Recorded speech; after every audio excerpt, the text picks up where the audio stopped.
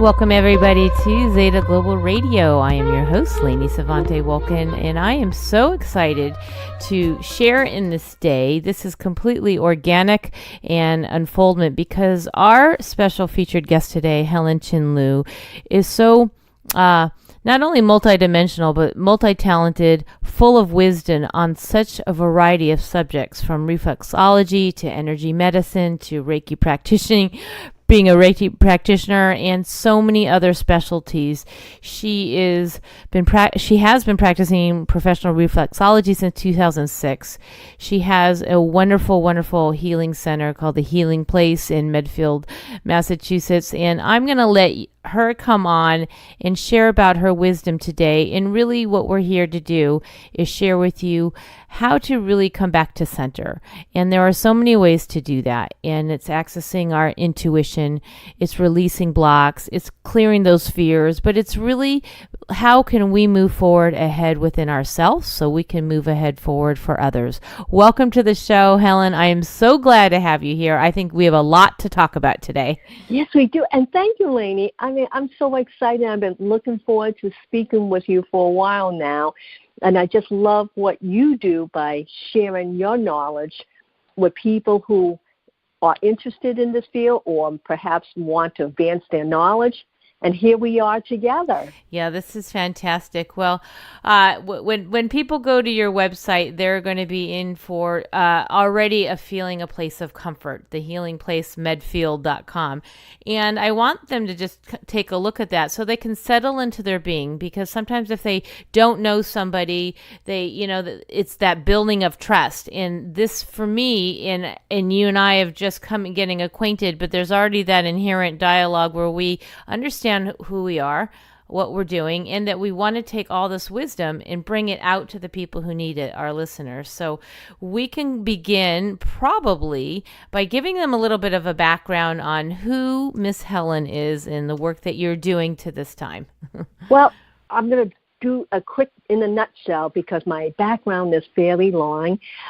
You and I talked about a few minutes ago. Before children, I used to be a professional radio producer in Boston. And then from there, I decided it was time to have a family. And I have two wonderful sons. And how I came into the healing business was one of my sons was very sick when he was a small boy. And unfortunately, back in the early 90s, no one knew about alternative healing. So we had to follow a traditional medical protocol. So unfortunately, that comprised of medication, nothing about how the emotions, the spirit is connected also to the healing. Unfortunately, it took about 10 years, maybe 15 years before we were able to correct his health issues through meds.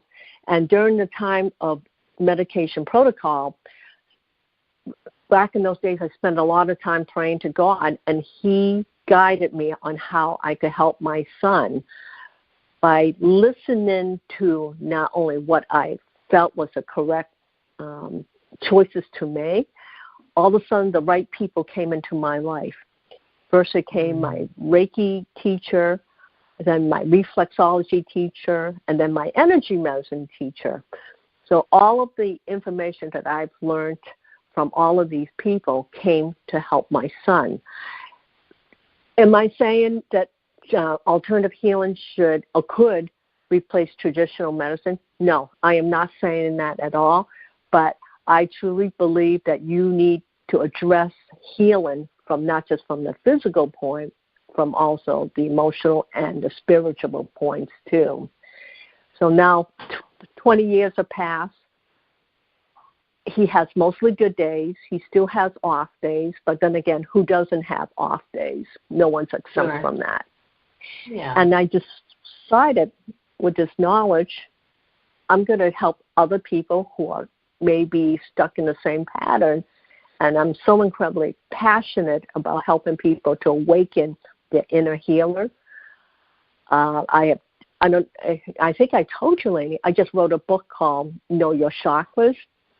which is also an introduction to energy medicine. Well, I love the terminology "Awaken the Inner Healer," and that is so appropriate. And the other comment I wanted to make on what you said, so important, and that's just with the other hat I wear, is that I am the president of the Holistic Chamber of Commerce over here in Southwest Florida. And so many times the question comes up, they're wondering, let's just say people in maybe mainstream living, are you asking to replace? And you nailed it exactly, because I feel, as you have said, that what we provide, at least in the world of alternative, holistic, eco-friendly, all these different ways, is additional solutions to support an informed decision that only one can make themselves. Don't you find too, Lainie, when people have choices, they end up going into their fears, because especially since so many people live what I call a black and white type of lifestyle, it's either this truth or that truth. But when they go outside of their comfort zone, do you find that they end up feeling like, I don't know if I should do this, because they don't trust what they feel? That's right. I believe that that's part of the bigger lesson, is learning to hone in, and that's where you bring in your intuition, because there's so many programmings that have told us it's this way or no way, it's this route or you're going to die. There's these are all woo-woo ideas over here, and I'm a firm believer, particularly from years and years and years of people in my life and people now I see as members of the Holistic Chamber of Commerce, that this is absolutely not the case. I've seen multiple ways where people's energies have shifted, and you brought it in from the very first, minute of being on this interview, is when we can bring in that spiritual component and have the greater understanding and the depth of our capacity, then we know there are choices that we can learn and begin to trust with. Yeah, and what really amazes me, how quickly people give away their healing powers, because they think somebody knows more than they do, that they actually don't question their knowledge. And that's what I did when my son was really sick. I just sat and listened, because the way I was programmed as a kid, doctors are gods. You don't question them. And and I remember asking my doctor one time about my son's nutritional health, because back then we're carb junkies here in most Asian households. We love our carbs, we love our pasta, our rice. And I asked the doctor one time, would nutrition have anything to do with his health issue? And he said to me, I don't know. I don't know anything about nutrition. I don't know anything about supplements. I went, how interesting. And you're okay with just dispensing medication because this is the best solution in your view? So he couldn't answer me. Well, it's amazing to hear that people are so asleep in that regard, because food is medicine. We know that. Is that a large proponent of, in your practice, food and nutrition? Well, I try. People who seek out reflexology, I seem to have found a niche. 75% of the people who come to me have various digestive issues. So they could be severe, like Crohn's disease, to constipation, to gas, so forth. And then I would say 15% have chronic pain, which is usually associated with autoimmune diseases like lupus and MS. What else? Restless leg syndrome. Sure, there's a lot of them. And women with hormonal issues, so they're looking for balancing without medication. And I have found just about every single of that segment of population that I work with, it all starts with healing the gut, because usually the body is in the inflammatory stage. And as we talk about their diet, we found that so many eat too much dairy, too much bread, that produces too much sugar, and then feeds the candida yeast in us, because everybody has candida yeast. It's just a matter, do you tame them so they don't flourish in the body? And how does it flourish? You don't feed it foods that could readily turn into sugar. because so many of us don't do enough activity to burn off calories. So all of that food that sits in your gut eventually turns into starch, which then turns into sugar, and then all of a sudden there's problems all over the place. So true. Helen, we're going to take a quick break. When we come back, we're going to talk more about how we can awaken the inner healer. You're listening to Zeta Global Radio. We'll be back in a moment. Muscle Tuners International is a proud sponsor of Music to Heal the Earth, a collection of songs encouraging planetary mindfulness, one song at a time. At MTI, we believe in impacting people in their health and wellness, one person at a time. Discover how to switch on your muscles before you begin your favorite exercise activity for greater results. Better yet, become a licensed muscle tuner specialist and learn our proprietary kinesiology techniques to help others get fitness and recovery results faster. We invite you November 4th and 6th to an Introduction to Muscle Tuning gathering to be held in Southwest Florida at Paradise Wellness and Event Center in Bonita Springs. For more information, please visit www.muscletuners.fit. Be strong, be confident, be tuned.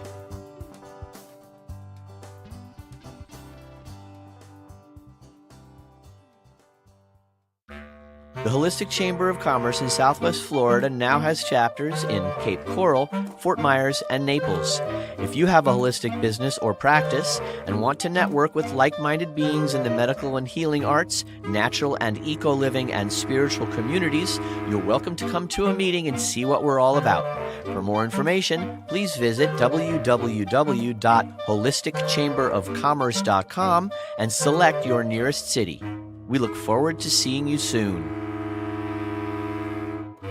So a girlfriend of mine sent me a Facebook video. I don't know. Well, you tell me. I'm going to say what the video is about, and you're going to tell me if you've seen this, Helen.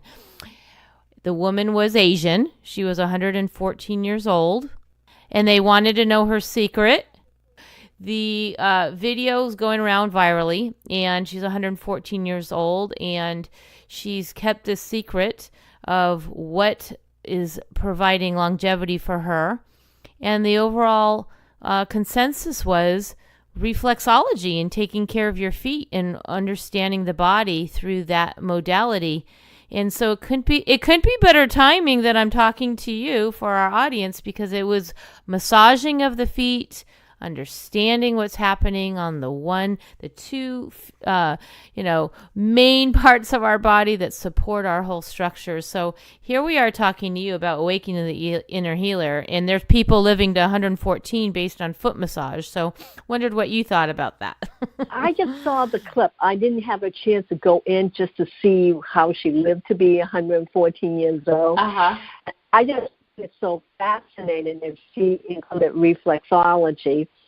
I'm a big advocate, obviously, since I do so much reflexology in my practice. I think about, give or take, 100 hours here and there. I have about 800 hours of specialized training. So I have the hand, the feet, the ear. I now do some face reflexology. I do advanced digestive. And the list goes on to the point I can't even remember what I've learned. I even took one to take care of dogs. So one day I'm going to do a film on how to do dog reflexology on their little paws. And one of the things I really love about reflexology that it touches every body system in your body, because we have 10 systems. I could recite them. I'll recite some of them. You have your blood, your circulation, elimination, reproductive. I think I said circulation. Yeah. So there's a whole bunch of things your body does every single day to keep you healthy. And if one body system is not working well, what happens is all the other body systems got to kick in to activate, to really push your body along so it could function the way it's supposed to. And what reflexology does, you could, again, work with the feet, the hands, the ears, the face. You have nerve endings, hundreds of thousands of nerve endings at all of those different points. If someone really knows what they're doing in terms of reflexology, because unfortunately there's a lot of what I call fake reflexologists out there, and they're taking advantage of people who do not know anything about the modality. So what they experience more times than not is what I call a show, a reflexology show of just rubbing the feet. But if someone that works with you and they really know their stuff, they could pinpoint everything in your body through the various reflex points in those areas. So the the ears, the face, the feet, and the hands, and they could send messages, healing messages, because basically what I feel like, I'm overriding your current program, and I'm going to install the program that was originally planted in you to activate that one again. And because, especially when people have been on medication for a long time, the body has forgotten what to do on its own. On its own, yeah. Because it gets lazy. For the people who are listening and maybe wondering this, only Spirit sometimes taps me and says, the questions, your listeners may want to hear is the following. How is acupuncture, with the exception of needles, how is acupuncture the same or different from reflexology if you're talking about points in the feet? Just so people can have an understanding. Well, what acupuncture really is really working with the meridian points. Your meridian points is the surface of your skin. It will go into the body, but it's primarily, you have 12 main meridian points on the surface of your skin. And what the needles do is, as the acupuncturist is concerned, the needles, wherever there's an energy block in those meridian points, the needles are supposed to help open it. So let's say if the acupuncturist inserts the needle to move the chi in that spot. So just imagine if you have an energy block, it's like a roadblock. Instead of energy going straight to that point, what's going to do is detour around the blocked energy. So what happens a lot of times, the blocked energy will expand and the blockages will get tighter. And then all of a sudden it affects the chi, the energy flow in the body, because that energy spot is now becoming deprived. And so unfortunately, the wound is getting bigger instead of smaller. So what reflexology does, it works also with the meridian points, but it works directly into the organs and glands. So because you have the 15,000 nerve endings at the bottom of the feet, it's attached to every component of the body. So if somebody's really experienced, like for example, here's a great story. I have this one woman who's been with me for 12 years. She's made reflexology a part of her wellness plan. And so I know everything, pretty much all her activities. I know everything in her feet very intimately. So one month I started working on her feet, and I said, Anna, what have you been eating? And she says, I haven't been eating anything. And I started press on her pancreas because I know she has a sweet tooth. And so I'm pressing on the sweet tooth, the pancreas. All of a sudden the confession came. Helen, I had to hurry up and eat my Christmas candy so I could get ready to eat my Easter candy. And I said, Anna, that is the wrong answer. Wow. Because she wasn't going to tell me. And I thought that was absolutely hilarious. But you were able to see that just in touching her in reflexology points? Amazing. What was it like? Did it show like a low vibration, or what was the signal that showed that the sugar was high? Well, with reflexology, what I'm looking for is skin texture changes. Sometimes it feels like a marshmallow. Sometimes it's hard as a rock. Sometimes it's bigger than what it usually is. Sometimes it's grainy. That sounds like there's little pebbles underneath it. Like in her case, the reflex point got bigger, and it was big and it was hard. So I knew she was chomping on. She loves M&Ms. She was chomping on like bagfuls of M&Ms because she had to hurry up and get through that candy stash. I'm kind of with Anna, so I feel like I'm in trouble now because I love my M&Ms too. If I was working on your feet, Lainie, I will bang out all the things I find in your feet, and then it's like confession time. You know, honestly, I'm off sugar these days because I notice that every time I even think, okay, I'll just give it a go every so often, I do see the adverse reaction. So I now realize I am highly sensitive to sugar, and I really need to avoid it. So that's clear for me. Even natural sugars, I'm really being very, very mindful. Yeah, because sugar, I mean, I don't know how anyone could do this. Whoever did this recommendation, the sugar recommendation, women are supposed to have no more than 6 teaspoons. I think that translates to 24 grams, and that includes natural and additive sugars. And then men is up to 9 teaspoons, or 36 grams, and then children could go up to 15 because they're growing, and hopefully they're moving around. And I'm thinking to myself, if you look at let's say a bottle of juice, I can't believe how many grams of sugar, natural sugar, is in 1 cup. So what I do a lot of, I maybe do 50% juice and 50% water because I can't have all that sugar running through my system. It's just too much. Let's complete this topic, and then when I want to come back from our break, I want to go back to now looking at maybe some of the spirituality and the psychology around healing, in addition to what we just shared. Oh, I could stop anywhere. I could start anywhere. I love it. Okay, everyone. Well, we're going to listen to our wonderful Zeta Global Radio sponsors and our advertisers. We thank them very kindly. Take a break here, and when we come back, more with Helen Chin-Lu. We're listening to Zeta Global Radio. We'll be back in a moment. Trice Massage Therapy and Skincare is Southwest Florida's premier holistic and wellness spa to relax and rejuvenate your well-being. Founded by Lucille Trice, this enlightened haven located in Cape Coral offers a variety of massage therapies including Swedish, deep tissue, and trigger point massage. Trice offers detoxifying body wraps and facials using natural organic ingredients to pamper your skin and restore balance and health. Visit their Trice Massage Therapy and Skincare Facebook page or call 239-672-0526 and book your experience today. Mention ZGR and receive a complimentary ionic foot detox experience.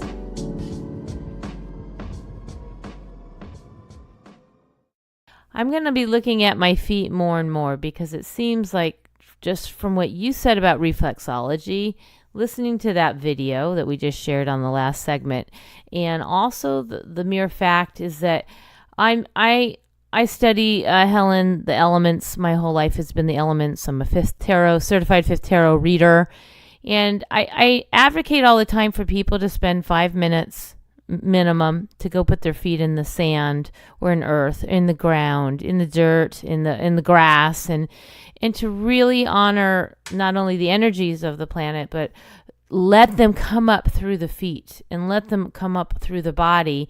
And of course, that leads me to sort of the chakra system, but it also leads me to more the spirituality of connecting what we consider the unforeseen. And I know that, as you mentioned earlier, is such a huge component to awakening the inner healer and allowing us to see that there's a greater picture, particularly, as you said earlier, also about making our own choices. And that requires us to have a better sense of our own intuition and holding on to that power versus giving it away to someone else who is a perceived authority. So what can we do for our listeners who are wondering how they can strengthen that inner knowing, how they can strengthen making informed choices in a subject matter they may have nothing about, but they have only their gut to go on? I want to give them sort of that way to awaken the inner healer. Well, first of all, I think mindfulness has to come into play. And when people go, mindfulness, is that the new Zen word or that new, word that's going, a buzzword that's going around? Yeah, the trendy word. The trendy word, because I'm always laughing when people consider these as new age words. But how often do you, I'm going to ask you, Lainie, how often do you check in with yourself throughout the day? Every second. But I spend a very good amount of time checking in, and I do it for myself. I model it for my clients, my tarot clients, because I think it's essential to check in, because I'm bombarded with so much input from others and everything that you see out there, that I need to go back to my own connection with spirit to see if it's a yes for me. So did that answer your question? Because, I think about how often we really check in with ourselves and then following through. This is really key, because you may get what I call spiritual people. Let me define spirituality here for those who are new to this, because most people think spirituality is a social religion. Yes, that's that form of spirituality. This form of spirituality is when you connect to yourself. Do you trust your inner being? Because I see so many people that are so busy with their everyday life that all they do is focus on. So they're busy doing versus being. And coming back to yourself, even if you check in with yourself, I don't know, once an hour for a minute or two, you could actually adjust your energy flow, especially when you start to get anxious or you're hyperventilating. Yeah, homeostasis, just coming back to balance and just checking in, always checking in, because your energy fluctuates, I would say, hundreds, sometimes thousands of times a day, depending on your environment and who you're talking to and your circumstances. So always come back to you. Again, we spend so much time giving ourselves away to somebody else. It could be children, it could be husband, could be work. Think about how busy everybody is, and then all of a sudden you lose yourself in the scheme of things. I love what you're saying, because so much of that is that doing divine masculine energy that I talk about all the time too. So I think awakening the inner healer is listening to that voice, that inner voice, no matter what people want to call that voice, your soul, your connection to God, Spirit, Jesus, Muhammad, whoever. Because people always ask me, is there a right way, wrong way of doing this? And I go, no, there isn't. And especially when I work with new clients who come to me, and I would say mostly women who are very, very involved with their family or their community or their church. And I always ask them if they're the kind of person that they do so much for others. I always ask them, where do you fit into your own life? Mm-hmm. And they always look at me like, what do you mean? Are you on the top of your own list, or are you on the bottom of your list? Mm-hmm. So I always say, where do I fit into my own life? And if I could get them to shift that energy, if heaven forbid, if they're on the bottom of that list, that means they don't even count, even for themselves. What would you suggest if people are listening to this right now and they say, you know what, I am at the bottom? What would you suggest for them are ways that they can bring themselves back up to the top? First of all, they have to know where they are. This is something that I talk about quite a bit in my book, Know Your Chakras, especially because I give homework throughout the book. And I always say, you know what, if you want sincere, true transformation to happen, you have to know where you are now. Because if you don't know where you are now, you're definitely not going to know where you're going. You're going to fumble. And by even the simple task of writing down your feelings, it's going to help you, the person, to reflect what is going on in your life. And then ask yourself, how is this task or this relationship, how is this going to elevate my energy? Or is it digressing me? That's two simple questions. You either say yay or nay. Yeah. I always say that, is this expansive for me or is this contracting? There is no somewhere in the middle. There is no gray. It either is or it isn't. I tell people all the time, don't use the word try. Try doesn't count. You either are or you aren't. And you got to be in it to win it. Exactly. But see, people, I think, are afraid to do that because all of a sudden, if they're stuck in a pattern, and what if they can't maintain that new energy or that new image? Or are people looking at me funny or they're judging me? All of a sudden, you don't fit into anybody's life because you're different. And that's also very scary. Well, I think a lot of things are making a lot of people scared these days. I think there are just an enormous amount of fear that everyone's judging everybody. I saw it a lot in the recent voting. I see it a lot on social media, that people are somehow unable to just be them unless they really can strengthen that empowerment. And that piece is so pervasive to healing our body too, because if we're so often becoming chameleons and so often doing things to go with the flow. Yeah, and that's true, because everybody wants to fit in, even if you have to sell your soul to fit in. Yes, so true. Yeah, I think about what we hear and see in social media. First of all, people are going to reflect the best points in their life. And how often does that happen? And they inflate it. Here's a good one. I used to watch occasionally shows on these people with their big houses, they're really wealthy.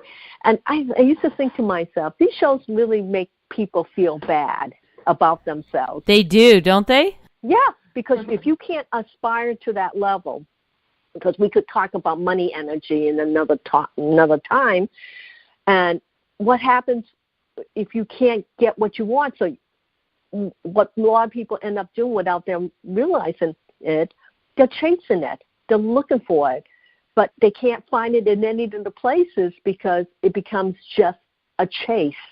So instead of letting the energy come to you, you're looking for it in places that you can't find it, and then it becomes like a mission to get there. I say that all the time, let it come to you. There's another way to that perspective. I remember back in the day, the first show was Robin Leach's Lifestyles of the Rich and Famous. Oh, is that the show? That was a show that was so over the top for people. Yeah. And then if you really think about this, Lainie, are those people really as happy just because they have everything under the sun? Are they really sincerely happy? I mean, it's nice to collect material things, but does that actually give you peace of mind? Does it give you actual joy? I guess that's definitely the question of the day. Are these areas, well, in my work, I always say that means you're too focused on the earth. You're so focused on the physical and of just manifesting. But it's like, well, once you've manifested, where are you getting the nourishment? Because you're going to need to balance all your bodies. So let's talk more about that when we come back from one more break. You're listening to Lainie Sevante Wulkan here with the wonderful Helen Chinlu. I'm so glad you're here. This is a great conversation. We'll be back for one more segment. Theta healing is an energy modality that targets not only physical health issues, but also the underlying thoughts and emotions. It clears emotional roadblocks to bring us to full health and happiness. With an extensive background as a psychotherapist, spiritual coach, and Theta healing practitioner, Patty Wilson brings great empathy and insight to both her individual clients and the students she teaches to become certified Theta healing practitioners. Right now, as a special offer exclusive to ZGR listeners, Patty is offering a reduced price of $120 a session for both telephone and in-person appointments for new clients only. That's going to run through January 31st, 2019. If you are ready to learn more about how Theta healing can help you or your clients, please visit www.spiritualcoaching.ca or email spiritualcoach@hotmail.com today.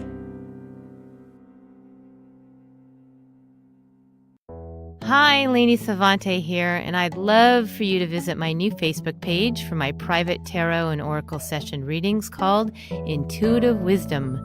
That's IN, the number 2, UITIVE, Wisdom. conscious strategies for manifesting a more harmonious life. Don't we all want to have that? Let's see what's in the cards for you as we look at what needs to be cleared, expanded upon, and evolved. There's a lot to explore when we take a deeper look inside ourselves. Well, one last thing, by the way, welcome back to Zeta Global Radio. One last point I wanted to make about that is that I've since through time, when I've seen these shows and seen something that looks so wonderful, if I resonate with it, I say that's for me, and I pull that energy forward so I can raise my own vibration and learn to manifest it myself. But I think what we were just saying off air, Helen, is so important, is that we want to bring it back to how can we build our own self-empowerment up? How can we grow further into awakening all the aspects to ourselves so we can thrive? And of course, as we're talking about today, awaken the inner healer. What do you think, Helen? In your bag of tricks and tools and mega wisdom, let's see what we can offer our listeners. Well, first of all, I really believe everyone should acknowledge themselves. You give yourself a high five. So a high five, even if you're standing in front of the mirror, and I hope you really look at yourself occasionally, really look at the image in the mirror, because that's your soul that's reflecting back to you. Can you acknowledge yourself by stating, you know what, you did a damn good job, and fill in the blank? Because so many of us focus on what we did not do, what we could not get to, what did we do that was crappy yesterday? Instead of doing that and looking at your 1/4 of the cup that you didn't achieve, what about the 3/4 of the cup you did achieve? Can you acknowledge and give yourself grace? In other words, can you accept in this minute without judgment? Beautiful. Are you asking that, or you're telling people to do that? I'm telling them to do that. To stop for a minute and really, because we're so busy fulfilling everybody else's needs. Especially as women, as moms, we're fulfilling everybody's needs. How often it's time to come back to you? And I think it's really important. I think people get shocked when someone says to me, Helen, like yesterday when I was at a conference, you're really good at what you do. And I said to them, I know I'm really good at what I do. And people look at me like they're shocked that I'm saying this in a non-modest way, but I know I'm good at what I do. And instead of diminishing it, why not acknowledge yourself? Well, I think that's fantastic, and I think more people absolutely need to say that. See, I think that's the precondition programming that people are putting that as a stereotype of a person who would say that. And I think that's what we need to do, is break these myths and stereotypes and these all sorts of processes that people somehow put on, that it's not okay to give self-acknowledgement. Just like there's people who don't take the time, as you said earlier, to give self-care. And then what amazes me, that they put themselves on the bottom of the list and they don't think they're worthy. I'm going to share this quick story with you, if you don't mind, hon. Oh, yeah, no, I love all your stories. I have like 1 billion stories, and I learn from every one of them. So I work from time to time, I call family. These beliefs have been passed down from generation to generation, and a lot of times we don't question our generational beliefs because that's the way we've always done things. And right. I go, really? And that's one of the things fortunately, I challenge my mother all the time. She says, this is the way we've always done it. Well, that answer is not good enough for me, So when I hear people say, well, the way we were raised, we are taught to always think of somebody else, always someone do something for someone else. So I always come back and ask that person, then are you waiting for someone to think of you and do something for you? And they look at me like, what? Someone will think of me? And I said, well, if you're used to giving away your powers to everybody else and you're hoping somebody will think of you and share their power with you, so how does that fit into your life? And have you even experienced someone say, hey, it's your turn? So they always look at me in a really funny way and say, I'm still waiting.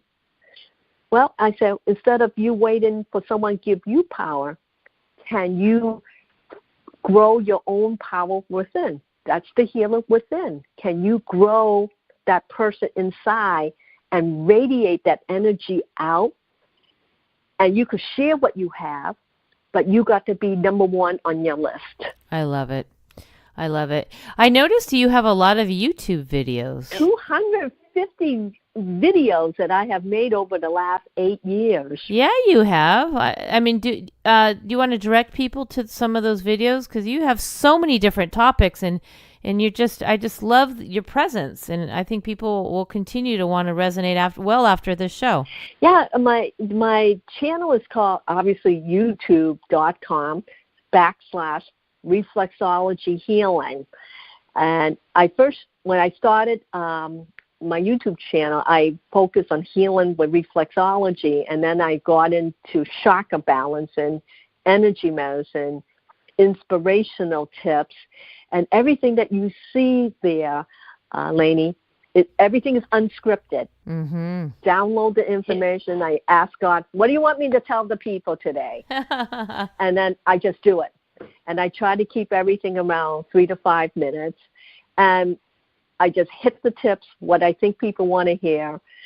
And I'm just so blessed that I'm kind of somewhat surprised, but I've grown it to 14,000 subscribers, and I notice it keeps growing. So I go, yay!